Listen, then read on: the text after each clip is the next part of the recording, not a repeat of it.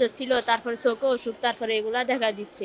এগুলা থেকে মানে এখানে নিয়ে আসার পর কম ছিল, এখানে আসার পর আরো বেশি হয়ে গেছে। প্রথমে জ্বর হচ্ছে তো হাতে মানে একটু লাল দাগ দেখা গেছে, তো এরপরে ডাক্তার কাছে নিয়ে গেছি, ওখানে ওষুধ দিছে।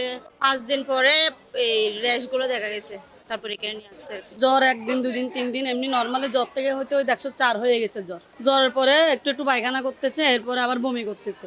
বমির পরে দেখা যাচ্ছে শরীরের মধ্যে বিভিন্ন জায়গায় ছোপ ছোপ হয়ে আছে। প্রায় আজকে 10 দিন এর মধ্যে জ্বর অতিরিক্ত হয়ে যাচ্ছে, 104 জ্বরই কমতেছে না। আমাদের এখানে তো আপনারা সবাই জানেন 20 বেডের আইসিইউ, বাচ্চাদের আইসিইউ। এর মধ্যে আমার 15টা বেড কিন্তু অলরেডি অকুপাইড করে রাখছে মিজেলস এর সাথে রিলেটেড যে রুগী, মানে নিউমোনিয়া রিলেটেড। আমার হাসপাতালে তো অন্য রুগী আছে, তাদের জন্য তো আমার বেড রাখতে হবে। 200-র বেশি সার্ভিস ও ফিচারে লেনদেনের সব বিকাশ অ্যাপে সম্ভব। এরপরেও যদি আমার বেড লাগে, আমাদের যে নর্মাল আইসিইউগুলো আছে অ্যাডাল্ট, আমরা ওখানে 5টা বেডকে ডেডিকেটেড করে রাখছি। মিজেলসের জন্য তো আমাদের তো আলাদা কোনো ইয়া ছিল না, এটা আমাদেরকে অন্য একটা ওয়ার্ডে এটাকে রিপ্লেস করতে হয়েছে।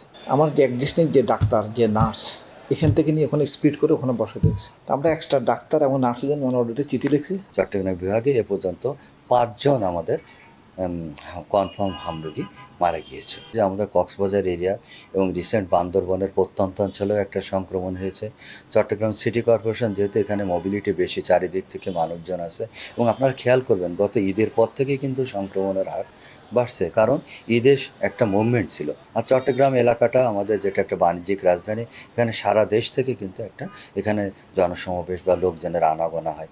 এই জায়গাগুলো তো আসলে আমাদের হটস্পট। এবং এর পাশাপাশি যে পর্যটন এলাকাগুলো আছে চট্টগ্রামের বিভিন্ন পার্বত্য জেলা, কক্সবাজার, এই জায়গাগুলোতেও লোকজনের আনাগোনা বেশি। তাছাড়াও কক্সবাজারে আরেকটা আমাদের এপিডেমিক আছে, আমাদের বার্মা থেকে যে বা মিয়ানমার থেকে যে মানুষ, যে লোকজনগুলো আছে যে এলাকায় তারা বসবাস করে, এই জায়গাগুলোতেও কিন্তু আমাদের সংক্রমণের আধিক্য আছে। তো আমরা সেগুলো টার্গেট করে নিয়ে কিন্তু আমরা কাজ করছি।